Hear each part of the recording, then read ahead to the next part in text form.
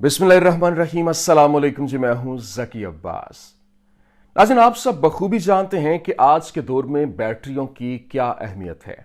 आज हम बिजली के आलात में इस कदर डूब चुके हैं कि हम एक लम्हा भी बिजली के बगैर नहीं रह सकते। लेकिन मसला यह है कि बिजली हर जगह हर वक्त इस्तेमाल नहीं हो सकती। इसलिए साइंसदानों ने एक छोटे से आले में बिजली को जखीरा करने की कोशिश की, जिसे बैटरी का नाम दिया गया। और बैटरी इसी तरह से इजाद हुई, जो बिजली बचाने और इसे तवील अरसे तक इस्तेमाल करने के लिए बरूए कार लाई जाती। और आज के दौर में बैटरियों का इस्तेमाल रोज बरोज बढ़ता जा रहा है। क्यों? क्योंकि आज के दौर में लोगों को हर वक्त बिजली की जरूरत होती है। बैटरी हमारे मौजूदा दौर के अंदर ताकत का एक बेहतरीन जरिया मानी जाती है। हम अपने सेल फोन पर घंटों बात करने से लेकर अपने लैपटॉप को ऑन करने तक और फिर कारें स्टार्ट करने तक बिजली का इस्तेमाल करते हैं। नाज़रीन, बैटरियों की बहुत सी इकसाम हैं जो मुख्तलिफ औकात में मुख्तलिफ लोगों ने इजाद की, और वक्त के साथ साथ इनमें मजीद बेहतरी भी आती चली गई और इनको जदीद बनाया गया। इसलिए नाज़रीन ग्रामी, आज की इस वीडियो में हम इन छोटी बैटरियों की कदीम जो दस्तावेजात हैं, ये किस तरह से इजाद हुई, इजाद करने वाले कौन थे, कहां से सफर शुरू हुआ, कहां तक पहुंचा, ये तमाम तर डिटेल्स हम इंशाल्लाह इस वीडियो के अंदर डिस्कस करेंगे। नाज़रीन, अगर हकीकत देखें तो बैटरी भी बिजली का एक जरिया है, और इसीलिए बैटरी की इजाद की तारीख भी बिजली की इजाद से जुड़ी हुई है। और हजारों साल पहले जब लोग बिजली के बारे में कुछ नहीं जानते थे, तो बिजली की तरह बैटरी भी नामालूम ही थी, किसी को इसका पता ही नहीं था। जैसा कि आप जानते हैं कि आसमानी बिजली को देखकर इंसान के जहन में बिजली का ख्याल आया, लेकिन किसी तरह से इंसान जो है वो इसको सेव करना चाहता था और इसका इल्म भी मौजूद था।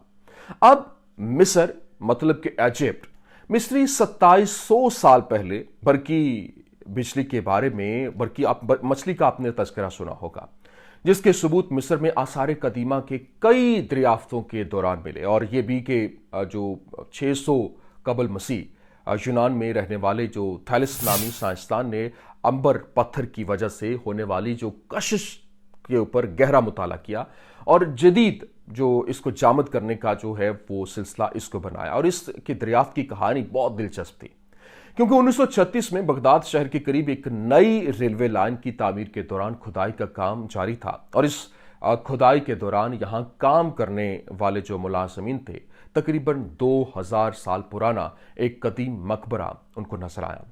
और साइंसदानों ने जब इस मकबरे की छानबीन की तो मालूम हुआ कि यहां कई किस्म के पुराने हथियार, पहिए, मट्टी के बर्तन वगैरह मौजूद हैं। और इन चीजों में से विटामिन से बंद मट्टी के कुछ बर्तन भी मिले जो तकरीबन 6 इंच लंबे थे। और फिर इनमें लोहे की एक सलाख भी थी, जिसकी जो कह लें कि वो तांबे की चादर से वो घनी उसकी गिरद जो है वो एक घेरा था।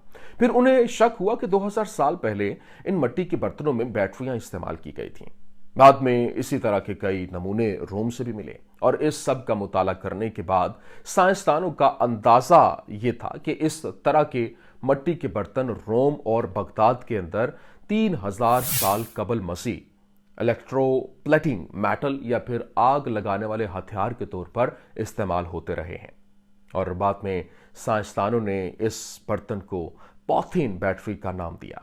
और फिर बैटरी का लफ्ज सबसे पहले अमेरिकी साइंसदान और मौजूद बेंजामिन फ्रैंकलिन ने 1749 के अंदर इस्तेमाल किया, जब वो मुनसलिक कैपेसिटर्स के सेट का इस्तेमाल करते हुए बिजली बनाने की कोशिश कर रहा था। लेकिन दोस्तों, अगर हम जदीद दुनिया में बैटरी की इजाद की बात करें तो यहां पर इसका सेहरा मायानास माहिर तिब्बियात अलेसैंड्रो वोल्टा को जाता है, जिसने 1800 के अंदर दुनिया की पहली बैटरी वोल्टेक पायल इजाद की थी। आपको बताते चलें कि वोल्टा की पैदाइश 1745 में इटली के शहर कोमो के अंदर हुई थी। वो एक अमीर घराने में पैदा हुए और खानदान चाहता था कि वोल्टा कानून की तालीम हासिल करें, लेकिन वो 18वीं सदी के वस्त के अंदर पैदा हुए थे, जब बिजली की दरियाफ्त का जोर था और बिजली की दरियाफ्त पर पूरी दुनिया में कोशिशें जारी थीं और इसे बिजली के योगा का आगाज कहा जाता है।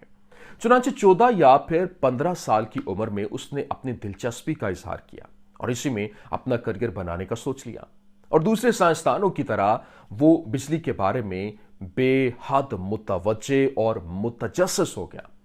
जिस तरह से आपको बड़ा तजस्सुस होता है कि किसी तरह से यह इजाद हो, और वो इसी मैदान में अपना करियर बनाने के लिए पुरआज़्म थे। वोल्टा ने कोई बाकायदा डिग्री नहीं ली थी, वो कॉलेज छोड़ चुके थे क्योंकि इसके लिए इल्म सिर्फ क्लासेस और डिग्रियों तक महदूद नहीं था।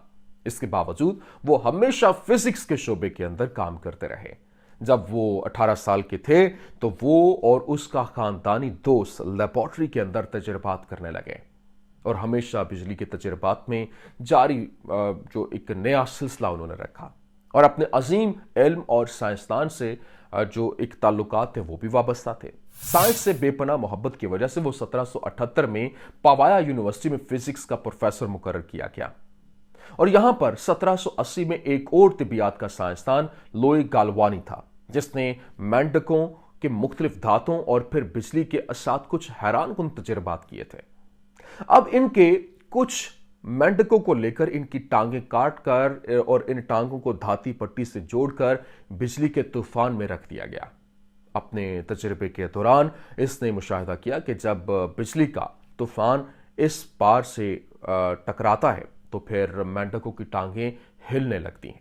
यहां पर बड़ी हैरानी की बात है कि इससे उन्होंने ये मतलब निकाला कि मेंढक के जिस्म में भी बिजली होती है।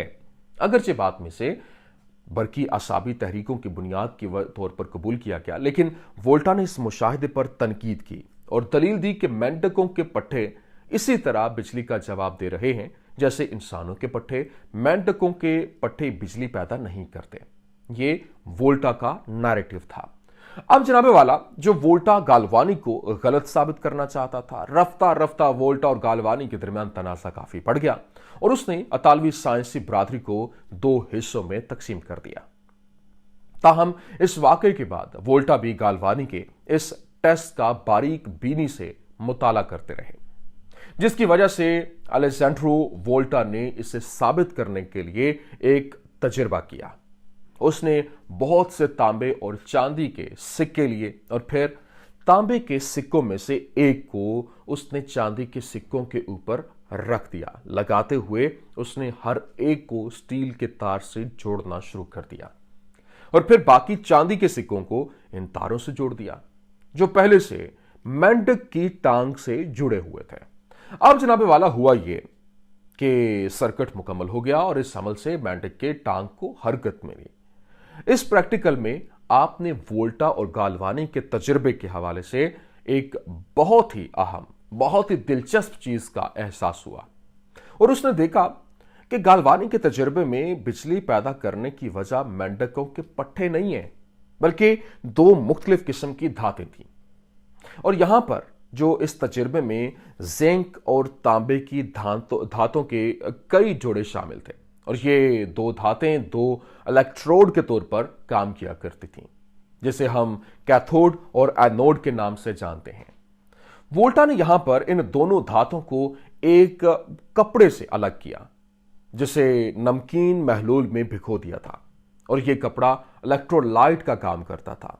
जब तार का दूसरा सिरा जो था वो दूसरा सिरा इसके ढेर से जोड़ा गया तो ढेर से बिजली बहने लगी।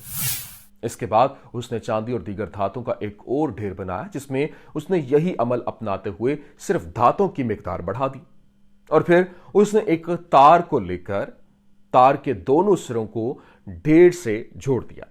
ये जो ढेर था उसके साथ जोड़ने के बाद फिर यहां से एक मुस्तहकम नदी बहने लगी। इस बार वोल्टा ने मुख्तलिफ किस्म की धातें देखी। ये मुख्तलिफ मिकदार में करंट पैदा कर रहा था और ज्यादा डिस्कस की मौजूदगी की वजह से ये जो डिस्क्स जो थी वो उनकी मौजूदगी की वजह से बरकी करंट भी बढ़ गया और उसने चांदी और तांबे के इस ढेर को वोल्टा सेल का नाम दिया, जो तांबे के चांदी का एक ग्रुप जिसे खारे पानी में भिगोकर कपड़े से अलग किया जाता था।